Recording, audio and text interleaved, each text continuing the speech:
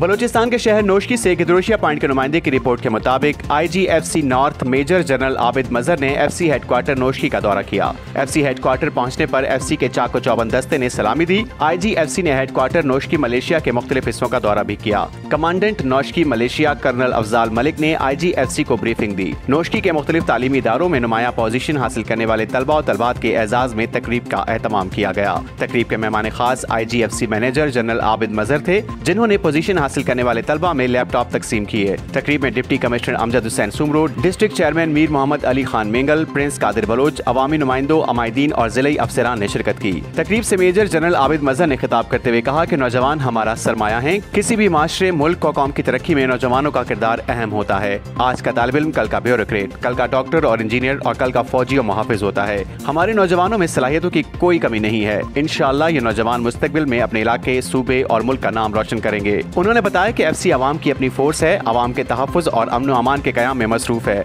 अवाम की हिफाजत के साथ साथ FC इलाकाई मसाइल के हल और बासलाहियत और होनहार नौजवानों को भी सपोर्ट कर रही है। ईद के बाद नोशकी में FC के ज़ेर एहतमाम ई-कॉमर्स की क्लासेस भी शुरू की जाएंगी। मुस्तकबिल ई-कॉमर्स का है। FC नौजवानों को हर मुमकिन सपोर्ट फराहम करेगी।